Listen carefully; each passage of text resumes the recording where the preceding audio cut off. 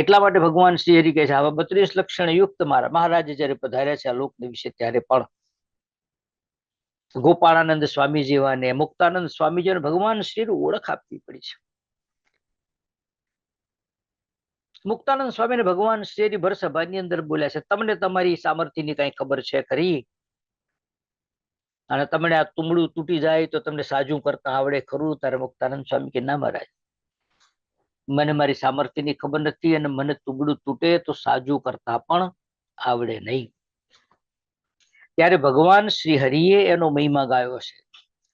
કારણ કે એ 32 લક્ષણ યુક્ત સાધુ છે જે તમે ઓળખી ન શકીએ, ભગવાનને ઓળખાવવા પડે. ત્યારે મહારાજે ભર સભાની અંદર કહ્યું છે કે મુક્તાનંદ સ્વામી તમે ગમે તેવો પાપી જીવ હોય એનો અહીંથી હાથ પકડી અને તમે એમ ઘા કરો ને તો એ જીવ ઠેઠ અક્ષરધામમાં જઈને પહોંચે, વચમાં કોઈ જગ્યાએ રોકાય નહીં. કે વચમાં કૈલાસ લોક આવે છે ને વૈકુંઠ આવે ને ગોલોક આવે ને બદ્રિકાશ્રમ શ્વેત દ્વીપ આવે, ભૂમા પુરુષનો લોક આવે, પ્રકૃતિ પુરુષ આવે, પ્રધાન પુરુષ આવે, અક્ષરધામ આવે, અક્ષરધામના મુક્તો આવે.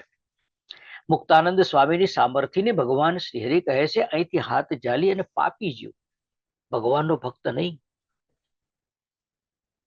ભગવાનના ભક્તનું કલ્યાણ તો હવ કોઈ કરે, એમાં તો શું મોટી વાત છે? મહારાજનું ભજન કરે તો એનું કલ્યાણ થાય, આજે નહીં તો 2 વર્ષે 5 જન્મે 100 જન્મે પણ કલ્યાણ થવાનું છે. પણ પાપી જીવનું તો એનું કલ્યાણ 32 લક્ષણ યુક્ત એવા જે મોટા સંત જો હોય ને એનો હાથ પકડીને જો ઘા કરે તો ઠેઠ અક્ષરધામમાં ભગવાન શ્રી હરિની સેવામાં પહોંચી જાય. આ મોટા સંત છે. અને એટલા માટે બાપાશ્રી બોલ્યા મોટા સંતનું સમાગમ બ્રહ્મયજ્ઞ છે, જીવને બ્રહ્મરૂપ કરી મૂકે. એનો સમાગમ કરનારને એના આત્માની અંદર બ્રહ્મ કહેતા ભગવાનની મૂર્તિને એ પધરાવી દે, બ્રહ્મનો એને સાક્ષાત્કાર કરાવી દે. માટે એના જેવો સમાગમ બીજો કોઈ છે જ નહીં.